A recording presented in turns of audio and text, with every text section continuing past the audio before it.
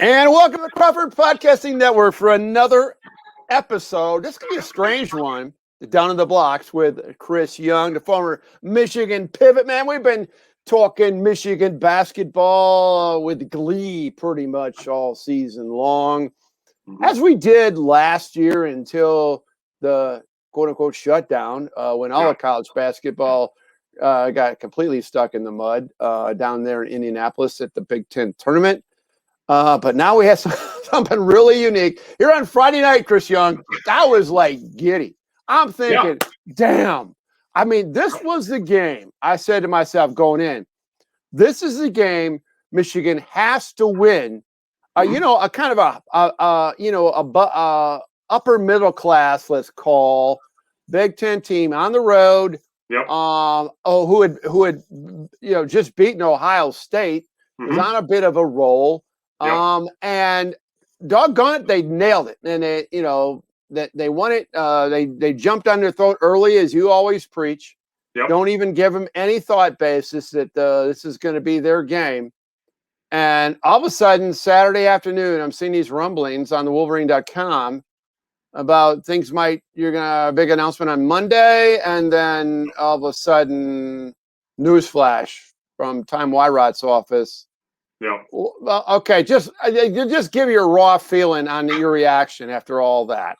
I was shocked. I mean, we did the show last week, and like you just said, we were both stoked. I mean, this was perfectly. This week was perfectly teed up. I mean, we got a tough road game at Purdue. There was the outside chance that they were going to schedule that Penn State game for the middle of the week, which ended up being for today. And it's like, okay, yeah, we can make up that Penn State game. We got Indiana at home. Like, let's go. We got this. Like, this is going to be a great week for Michigan basketball. And, we went down to West Lafayette, took care of business, jumped on them, held them in the first half, and then, played them pretty much straight up in the second half. But, we had a 17 or so point lead, and that's all that's what it took, Yeah. But then we got I actually got the news a little bit ahead of time because my wife works for university and all that. So I had a little bit of an insider scoop to it. But until I heard it from Wyrot and then from Ward Manuel, I couldn't believe it. I couldn't believe they were shutting down the entire athletic department.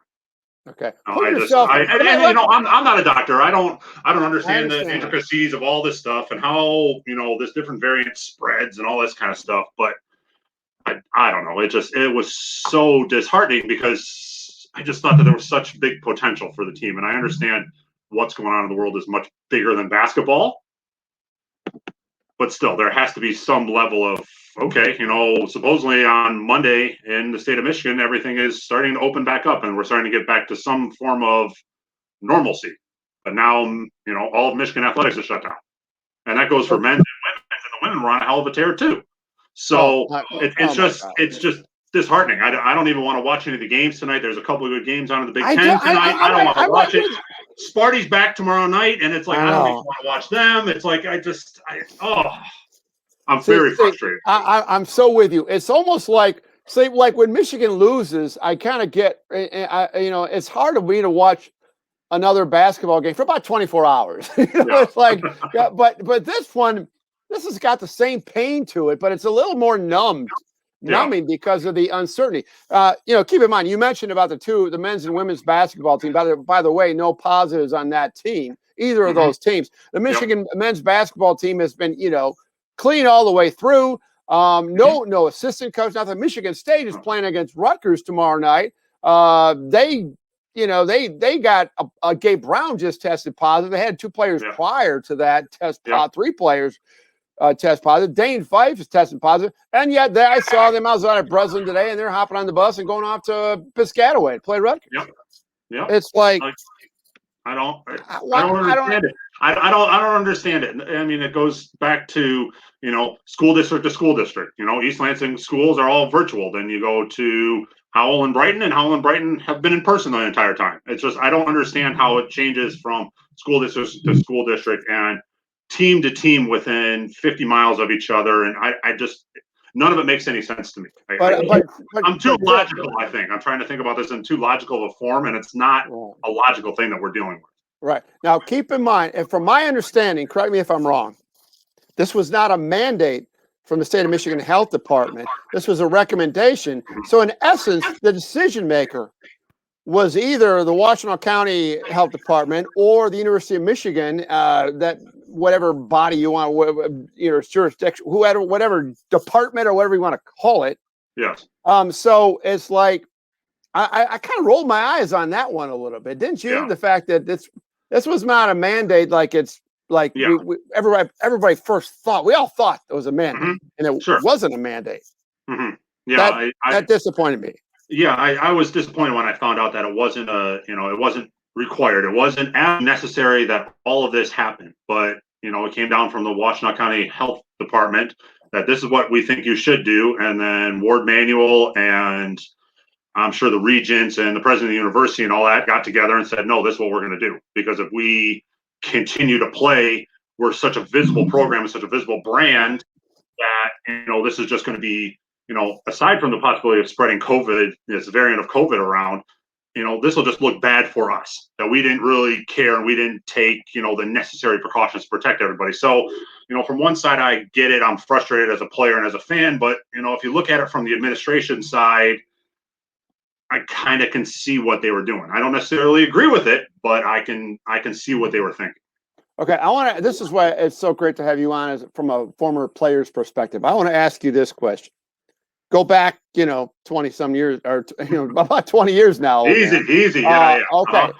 So you're all of a sudden you go from practicing and you got in-person learning back then. You don't have anything issues going on. So it's really hard for you to relate to that aspect of it. Yes. But you can't practice as a team. You can't even practice individually. Now the whole university's been told to quarantine in place. How do you navigate that as a player? Do you do push-ups in your apartment room floor? I mean, this is nuts. And how much of an impact do you think that's going to have on the Michigan Wolverines, even if if it's 14 days? Yeah, I don't even know what you would do. I mean, just looking at it from a normal student, okay, you're locked in your dorm room, you're locked in your apartment, and you do your couple hours of virtual classes and study a little bit, and then you're playing your Xbox or your PlayStation and hanging out. You don't really have a whole lot of other worries. You get your food delivered, and that's that. For the athletes and the men's and women's basketball, I'm sure they're sneaking into a gym somewhere. I don't know if it's Pioneer, I don't know if it's a CCRB, I don't know where it is, but I guarantee you someone's leaving a back door unlocked and they're just going in and shooting. They're going in and they're getting on a treadmill or they're just running laps or something, because you can't go 14 days at this time of year and not do anything. You can't go that long and not touch the ball. You can't go that long and not shoot free throws and do your ball handling drills and your conditioning, and you can't let all that go, especially this time of year. So they're doing something. I don't know in what dynamic, but I know if it was me, regardless of what was going on, unless my coach came to my house and said, you know what, CY, you are staying here, you're not allowed to do this and this, and then I would still be running sprints in my basement or something. Yeah. Or you have to do something. You can't just go, because all of a sudden they're going to say, okay, let's go. And you'll have like 2-3 days to practice, and then it's like, well, okay, let's go on the road and let's go play at Iowa. And you can't just be that unprepared, Now, let's not forget the Hoover Street IM, where I dominated intramural play at the fraternity level. So that's a nice venue down there. You sneak. Well, yeah. I mean, the last time I was in there was before all the renovations, so I haven't even been in there to see what the new IM was. I haven't either. I mean, they were doing it all in the last few years, and I had not gotten a chance to get in there to see it. But I mean, that was a great place to go, and you could always find a decent game in there. Oh yeah. Well, it's like, God, everything was going so good for the Michigan basketball. I got so many, and you have former player teammates, you have your fellow alumni, I have my fellow alumni, and we were, everybody's struggling right now with life. I mean, not life or death life, but I mean, just the whole. Well, some people are dealing with that too. Yeah, some people are dealing with that. Yeah, for the most part, fortunately, most of mine are not. But I mean, the normalcy aspect of it, they're dealing with that. And this, everybody has responded to me. My God, this basketball team, unlike the football team, was a legitimate escape. Yes. They were looking forward to the Knicks game for 3 or 4 days in a row. It's like, right, 2 more days, and it's coming up next. You got Maryland coming out, get that sour taste. It was that kind of a thing going on, and now all of a sudden it's going. I want to be honest with you, CY.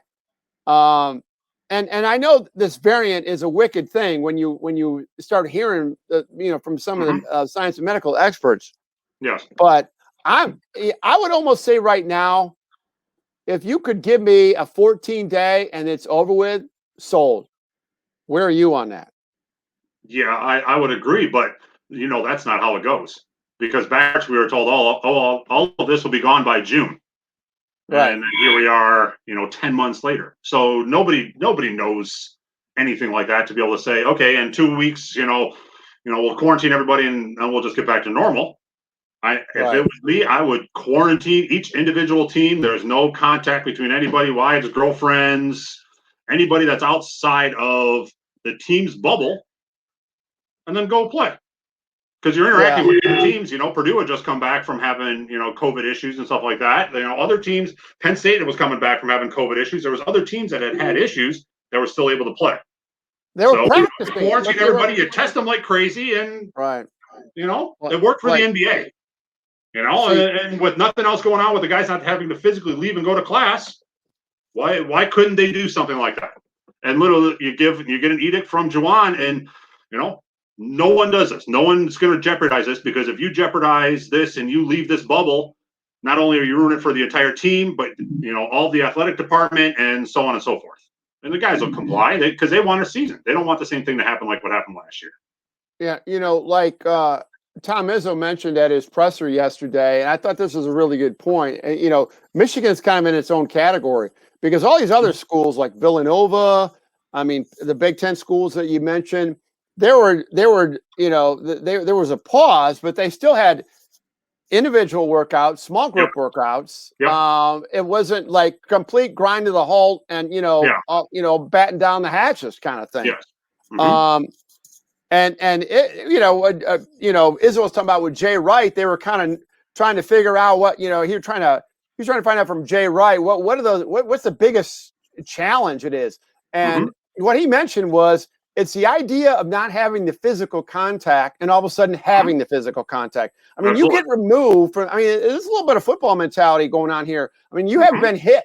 Because in practice you're hit, and all of a sudden you're going 2 weeks without being hit. Yeah. And you're likely going to go against Illinois in your first game.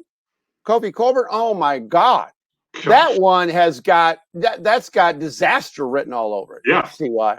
Yeah, it really does. There's something to be said for, even when you saw Austin Davis come back, he sat out, and I'm sure he was practicing a little bit, but he was even a little bit off. And that's a guy that loves and thrives on contact. So there's something to be said about getting that game rhythm and getting that contact going. And, I don't know, and this is something that's definitely way out of left field, but, why couldn't they go and rent a gym in Indiana or in Illinois, cross over the border, go to Ohio, get the first gym that they can get at the University of Toledo, and take a couple of the guys down there and work out.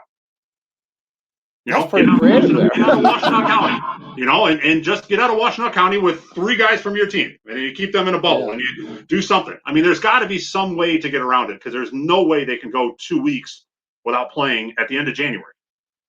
Well, It'd be one thing if it's one guy with an injury, but it's not. It's the entire team. They're not a top 5 team in 2 weeks. Well, it's from a cardio standpoint, let alone anything else. It's basketball. It's basketball conditioning, not riding a bicycle, a Peloton. And I don't know. Hey, listen, I know there's worse things in life. And I guess the thing that I'm concerned of is what we don't know around the corner. We don't know, beyond basketball and beyond sports and all the other evil things that are going on in the world right now in this country. So, God, but let's just at least for a second here reflect back on what's been. It seems like an eternity ago, but let's go back to that game against Purdue, the big win. And Isaiah Livers, I thought Chris played probably his best game, maybe not his career, but the best game that I've seen him play in a long time. What were your thoughts on Livers? I think all around that was his best game that he's played at Michigan. He knew he had to step up. Okay. Yeah, he knew he had to step up. Hunter Dickinson was, fortunately and unfortunately, playing like a freshman on the road. He was getting double teamed. He was turning the ball over. He was not his normal self. Teams have, learned how to scout him, learned how to play against him. So he wasn't as, dominant as he's been. So, Isaiah Livers stepped up. He was making his shots. He was playing defense. He was rebounding. He was passing the ball. He was a stud. I mean, there was no getting around it. He was by far the best player in the gym. But the other guy you got to give big props to is Franz Wagner. Oh my God! I was just going to go there. Terrible night shooting. He couldn't hit water if he fell out of a boat. He really couldn't. Yeah. But he ends up 8 points, 7 rebounds, 5 assists, 3 steals, and a block. I know. I mean, what else do you want? That's what I've always said, and it doesn't matter if it's going back to Zach Irving or whoever. When you're going through a shooting slump, there's always ways you can contribute, and this just shows it right here. It was phenomenal to watch. Yeah, it wasn't a stat stuffer there were a lot of stats there for Franz Wagner, but not a stat stuffer with the like the shooting and everything. But I agree with you. It showed all the different ways of contribution that a basketball player can provide. Yep. And the same thing goes, with somebody like Mike Smith. When he doesn't score a lot, he still dishes out assists. He gets, kind of loose ball type rebounds. Yep. And the other thing that another standout thing that with the fact that this is now 3 games in a row, CY, that Hunter Dickinson has not, let's just say, been a juggernaut offensively. He had 8 points in this game. But in Michigan, still wins the game by 17 points, 70-53. I mean, that to me was as relevant as anything. Yeah, absolutely. And, I've said it many times over the years, freshmen at this time of year, they hit the freshman wall. Yeah. It happens to every freshman across the country. You look at everybody. You nailed it. You look at Zion Williamson a couple years ago at Duke. You look at anybody who's a freshman coming in, they get to January after the holidays and they're kind of cooking and they all have a dip. And it's a matter of when they can bounce back. And with Hunter, it's teams scouting him really hard too, and knowing what they have to take away, and people playing against him a certain way, and being very physical with him, and not letting him be comfortable when he's on the court. Because the early games in the season, even in the early games in the Big Ten, no one expected him to come out and do what he did. He was coming out, he was absolutely dominant. But then teams learned, you got to be physical with him. You got to do this. You got to force him this way, and take his left hand away, and all these kinds of things. And that's what they're doing to him. And then along with the freshman dip, that's where we are with him. I want to ask you though, on that, you make a great, you make a good point that prompts me to ask you this question. By chance, is there any level of silver lining to this pause where that freshman wall now with the pause can go away and he can get a fresh boot or not? In my opinion, no. The only way to get through it is to play through it and work through it. Okay. Taking a break, you lose that rhythm, because practice is one thing. Getting out there and playing against, the same guys you play against every day is one thing. Like you said, going to Illinois and playing against, Kofi Coburn. I mean, that's a whole nother thing you have to deal with. That's a whole nother mindset. And granted, there's no one in the stands now that, will impact the outcome of the game. But there's still just the travel. There's still not being at home in your own bed. There's all those little things that you have to take into account that freshmen, and it doesn't matter what you did in high school, they're not used to it. We had talked about how neat it was that, before this shutdown took place, Michigan was going to park that Penn State game in there tomorrow night. This would be our preview, or probably we'd be doing this show tomorrow talking about the Penn State. Yeah, the game was supposed to be tonight. Yeah, and so, but now Penn State's they found another partner. I don't know. I think they're playing Ohio. I'm not sure who they're playing, Ohio State or somebody else. But now we're going to have a situation, Chris, that Big Ten teams, and Michigan in particular, because by the time this thing starts, they'll probably have less games played than the other Big Ten teams, even the ones that have been idled. We'll be playing, in essence, 3 games in 7 days, 4 games in 8 days. Izzo even mentioned in his presser, and I referenced Tom Izzo because it's fresh content from a guy I got a lot of respect for, and he's on every committee in the NC2A that there is. Oh yeah. Mentioned that he thinks that there's going to be games in the regular season where you're playing back-to-back nights. Okay, so take us through that as a former player. Does that get you excited? Hey, this is like the NBA, man. Oh, or is it just wear and tear on you, and you got to combine all the academic part too? Well, it's a combination of both, without having the factor of having to actually physically be in class, so you can, do all your classes virtually. There's the wear and tear on your body, but then there's, oh, we've got 24 hours, we got to play again. We got 48 hours, we got to play again. We got to let this go. But the part where we could have issues is that you're playing, like you said, 4 games in 8 days or something crazy like that, injuries. And guys coming back after this 2-week break of not truly getting after it, and then they're trying to push because they know there's only 8 games left in the season or 10 games left in the season, and then we're getting to the Big Ten tournament and all that kind of stuff. So we have to push. We have to play hard because this is it. And we come up with a couple injuries, and who knows what happens then. But yeah, we're definitely going to come back. We're going to be games behind, kind of the way Michigan State is now, and they're trying to play catch up and fit in games where they can and stuff like that because they missed a whole bunch of games too. So it's not a good situation. Our early preseason predictions of 16-4 Big Ten or something like that. With all this, that's all out the window now, unfortunately. No, it's it's right. And then you also got to worry about, okay, so even that you're healthy and Michigan's all back down, you got to worry about the opponent. What if they have a couple of 3 or 4 and they got and it's their decision, we're not going to do this. Yeah, you got to call the morning of a game. You're already somewhere, and you got to call and sorry, we got a couple of positive COVID tests, and we're postponing the game. Which looking at their schedule right now, everything's postponed. I don't know when these games are postponed to. I mean, there's not enough weeks left before the start of the Big Ten tournament to fit in all these games, but it's I think it doesn't. It's been a very unique year in basketball and all sports. It just I can't imagine as a player going through all this. I really can't. No, I think February 11th, Chris, is the first game I see. It doesn't have a postponed on it, if I'm not mistaken. When I took a glance at that earlier today. Yes. I don't know. I guess. We always ask you. I always ask you about predictions, okay? About of a particular game. Now I want to ask your prediction. When do you think Michigan's going to return to action? Well, I mean, that's what I was just about to get to. Is looking at the schedule, their next game is February 11th. You think that's going to happen? Aside from it being my wife's birthday, and that being 2 weeks from tomorrow, which means they will be virtually at 3 weeks in between games. Yeah. So regardless of, playing in practice the week leading up to it and all that, there's still going to be some rust. They're not going to be firing on all cylinders like they were down at Purdue. There's just no possible way they can get back to it. But I don't see them coming out and, jumping on teams and having that same energy and, just clicking the way that they did last week. That being said, if they get a couple days of practicing under their belt with the full team and, get kind of back into their normal rhythm before that Illinois game, they can beat them. There's no doubt about that.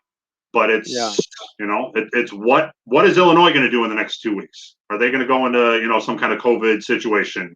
There's so many unknowns. I mean, that game could come up and a couple of days before, all of a sudden Illinois is in COVID and we got to play Penn State or we got to throw somebody else in. So it's in the air. I don't even know how to make any predictions as to what we're going to do the rest of the season because I didn't see anything like this happening.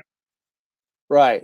No, I get that totally. And I worry about also just beyond the frustration, just kind of the mental, where these kids are mentally and how, it's got to be depressing, that's my final question for you on Down the Blocks with Chris Young for you today. CY is University of Michigan, has 17. We talk about the two basketball teams, men's and women's are highly ranked. Michigan men are 4th, and I think the women are 11th or whatever. Something but like there's 7 teams playing, athletic teams, so including the quote-unquote non-revs, if you want to call it, that are ranked. I mean, Michigan has got one hell of an athletic department, of of just very successful program.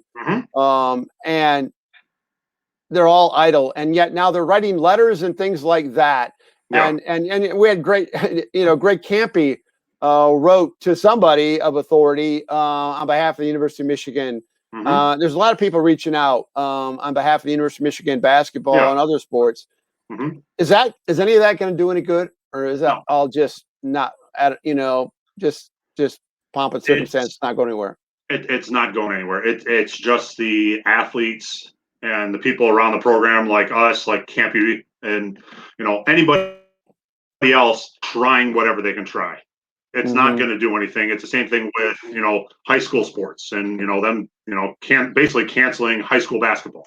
They're protesting at the Capitol right down the street, and they're doing all this kind of stuff and blah blah blah blah. It's not going to change anything because the higher ups have made their decision, and that's it.